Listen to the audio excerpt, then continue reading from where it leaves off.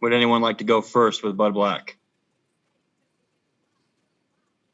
Patrick Saunders. Yes. Go ahead. Yes. Hello, buddy. Good afternoon, Patrick. How are you? Do you got your Colorado hat on? No, I have no hat on at all, actually. Okay, I'm trying to get the visual. Happy haircut, by the way. Thank you. Right off the top, I see that Scott Oberg is in there for Team Purple as your starter. I assume that's just to get him some work since he's been out for a bit. Patrick, haven't you heard of the term opener? I have, but I didn't know if you guys were going to use that, and I was suspicious, so. Suspicious minds. You know what Elvis Presley said. No, he's just gonna pitch an inning of an inter-squad game, along with 3 other relief pitchers. How is his back condition? Getting better. Okay. We're gonna closely watch today and Tuesday, his next outing, and then see where we are. I mean, this truly will go down to the wire when we make the call on Scott. I've spoken with him. He's feeling much better. He's confident in where he is with the back. The arm is fine. Obviously he just hasn't gotten a lot of reps.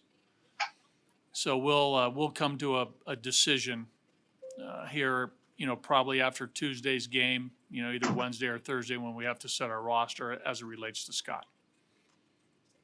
To follow up on that, and I don't know the answer to this, in this strange new season, the injured list situation, it remains the same as it used to be in terms of if Scott was not on your opening roster, would you have to be a 10-day injured list situation? Yes. Okay. And there again, you can backdate it 3 days if a fellow hasn't pitched.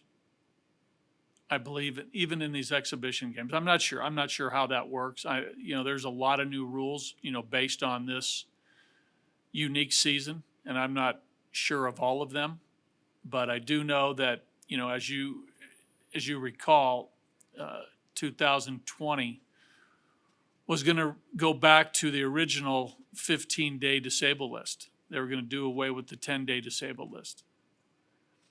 But now they've reinstated again the 10-day injured list. So I'm not sure exactly the rules and the guidelines around the opening day injured list as it relates to a backdate situation.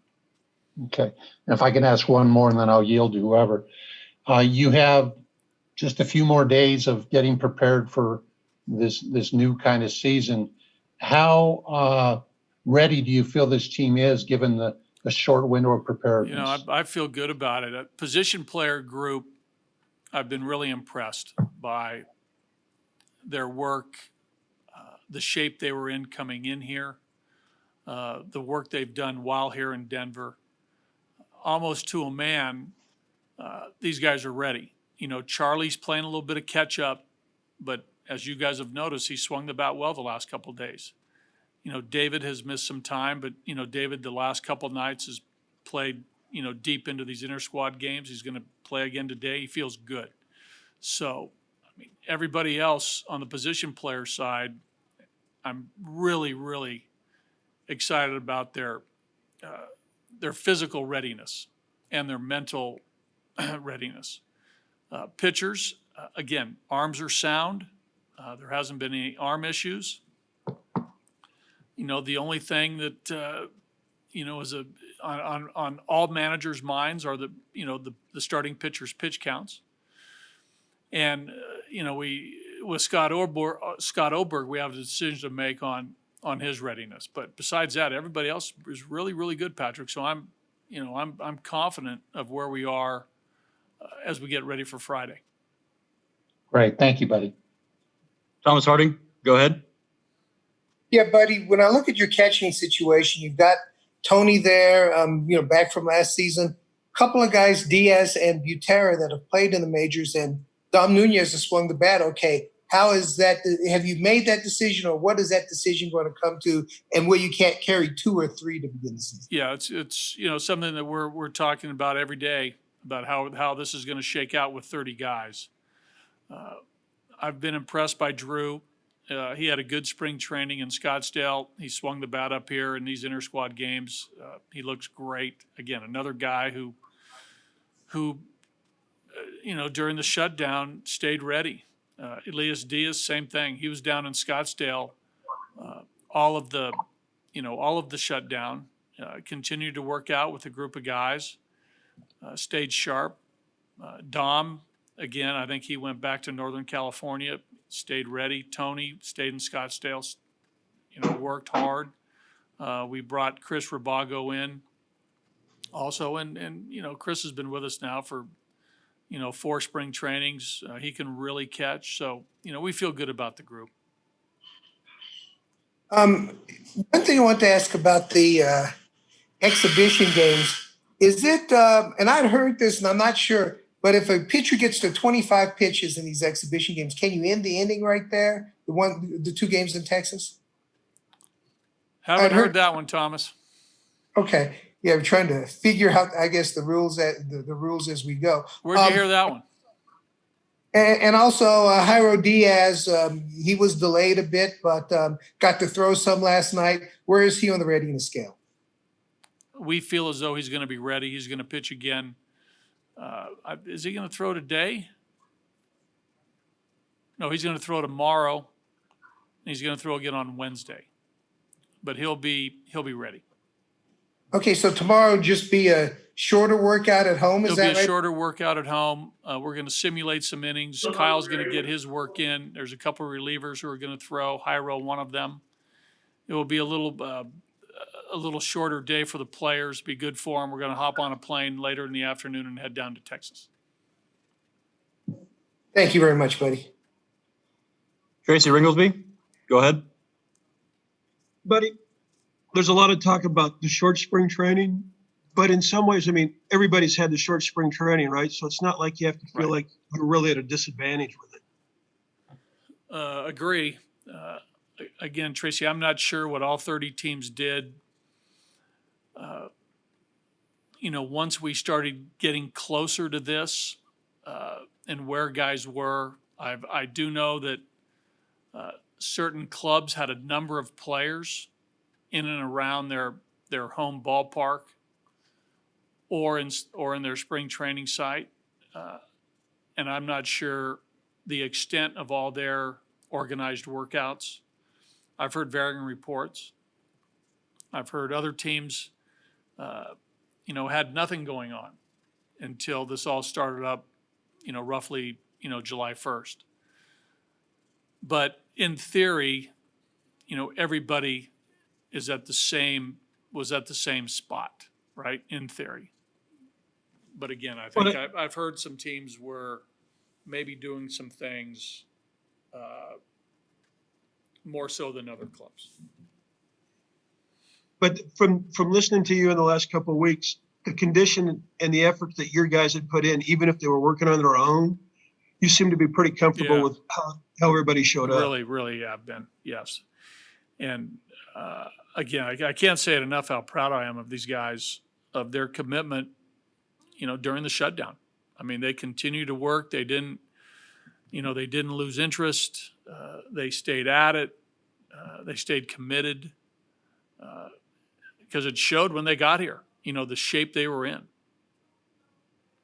Thank you, sir.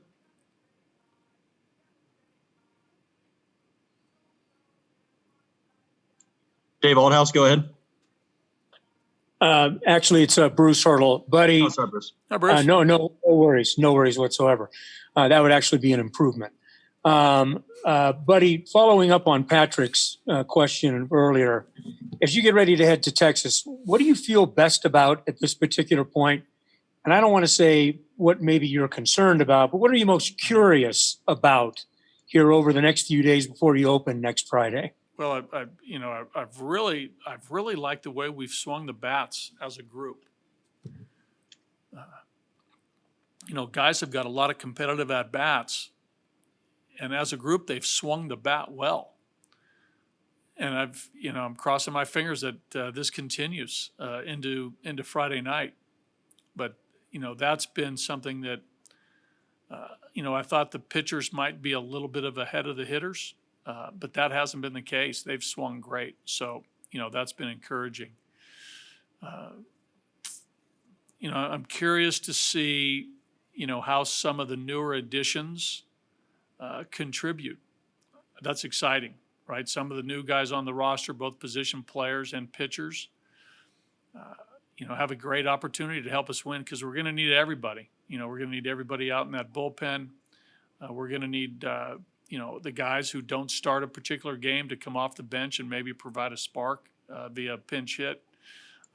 Or potentially, next day if the lineup changes a little bit and they're in there, to be a contributor. I'm curious about watching that play out. Thanks, buddy. Romy, go ahead. Hi, buddy.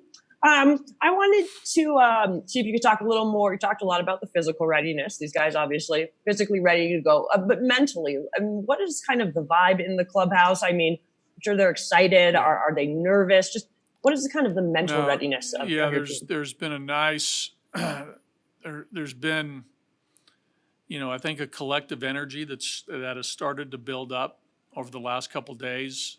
When we put the uniforms on and we divided guys up and, Nolan and Trevor were team captains a few days ago, you could see the level of engagement and intensity sort of pick up. And now that we're going to get on an airplane tomorrow, today guys are just, they have a little hop in their step. Guys are bouncing around. Guys are, they're not dragging at all. It's great. The mojo's in a good spot.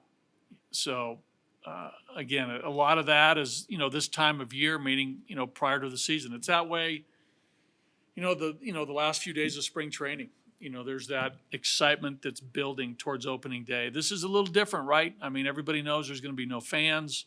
It's going to be a weird existence, when we get on the airplane and we don't do some of the things that we normally do on a plane as far as, conversations and, talking baseball and scouting reports and all these things.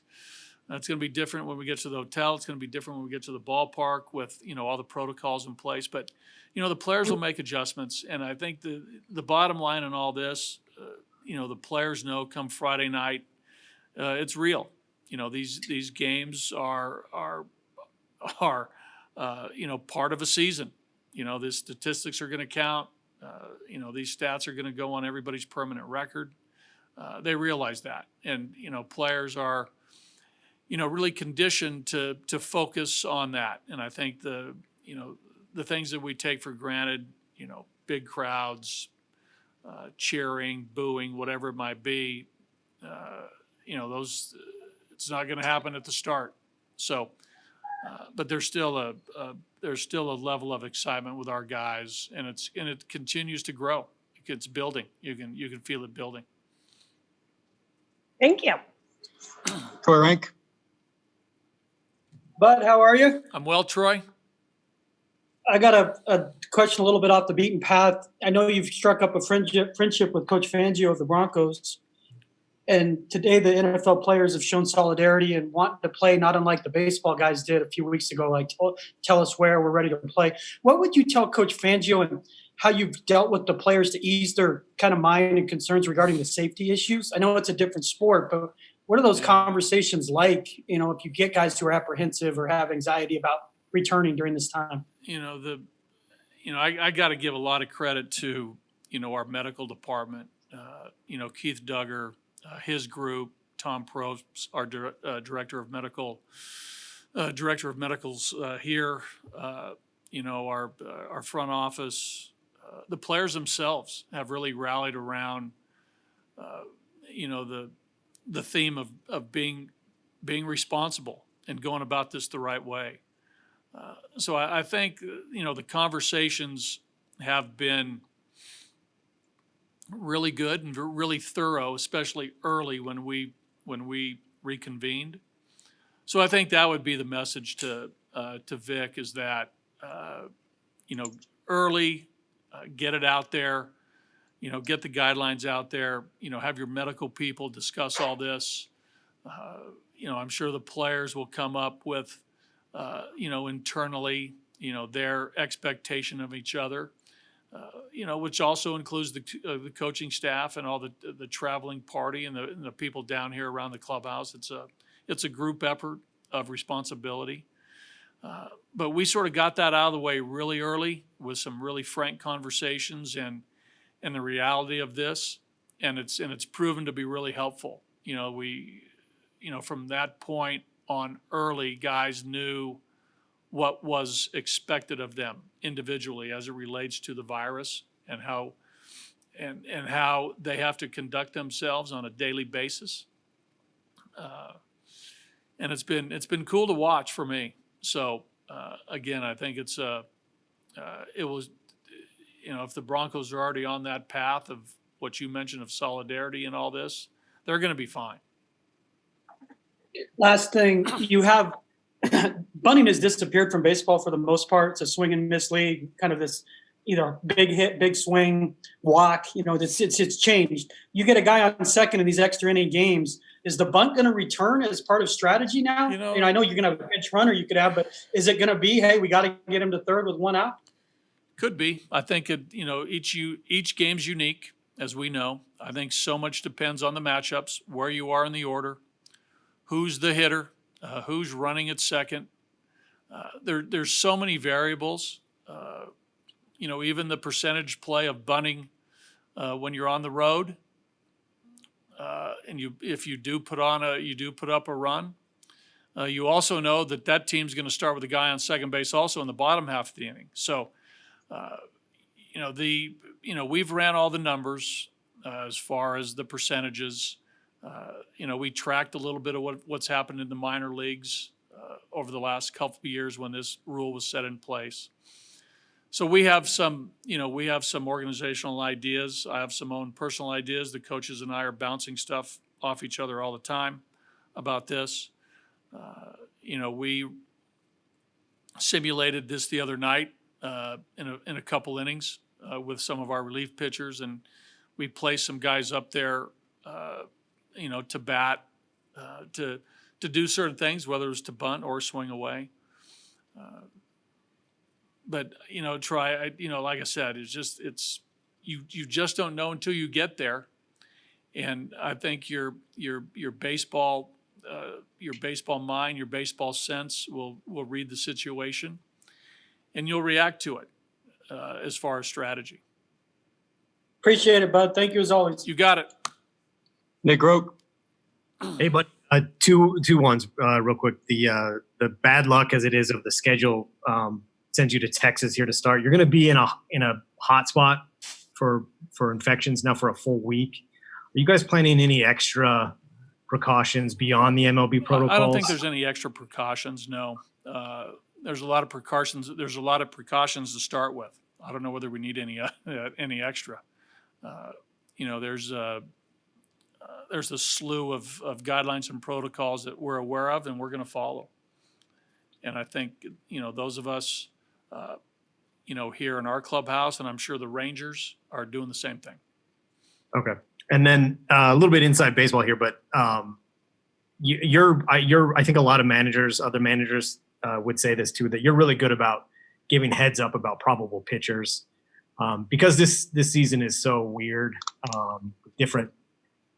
The schedule's packed and there's different injured lists and whatnot. Do you think that's going to go away a little bit among managers at all? Are you concerned about that? No, I don't think so. I don't think there'll be a lot of secrets, Nick, and I don't think there'll be a lot of secrets that are gonna be designed to hide probables. I just don't see that happening. I think there's I think each organization, tracks what the other teams are doing, what their rotations are, presently and then potentially in the future. I don't think anything will sneak up on anybody.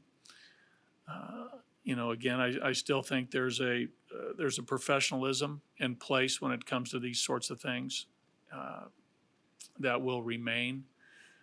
There are certain cases where, obviously you just can't, tell a club about a certain probable pitcher for a variety of reasons, whether it's a roster spot, whether it's a 40-man roster move or a guy coming up from the minors. I mean, all these things, are probably still in place. But, my general thought is, as it relates to probable pitchers, things will stay pretty much in order. Cool. Thank you. Yeah. All right, we have time for a few more. Larry Patrick, go ahead. Yes, thank you, Buddy. As I understand it, there's no advanced scouting of games. Is that going to have an impact on your team? There's no advanced scouting in the ballpark. We will, for instance, Larry, we will not have, in this case, we did not have scouts down in Texas watching the Rangers. We will not have scouts, watching the Oakland series versus Anaheim in the stadium. But we will watch games on television. We will tape them. We will review them. We will have, obviously, tape on our opponent. And we will be able to scout that way, as will all teams. So the advanced scout in the ballpark, his ear and eyes in an opposing team's ballpark will not happen this year for all teams. But, the video component will be in place to go along with all the statistical data that, that we accrue and filter through and go through that, that won't change.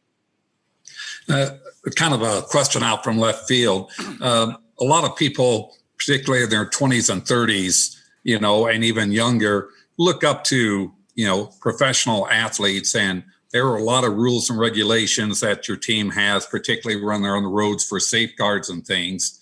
Is there a possibility or a way that they can serve as role models, considering the fact that a lot of the latest coronavirus things going on is people under 40 these days? Yeah. Well, I do think over the last month or so, I've seen a lot of public service announcements by players. I have seen that, on television.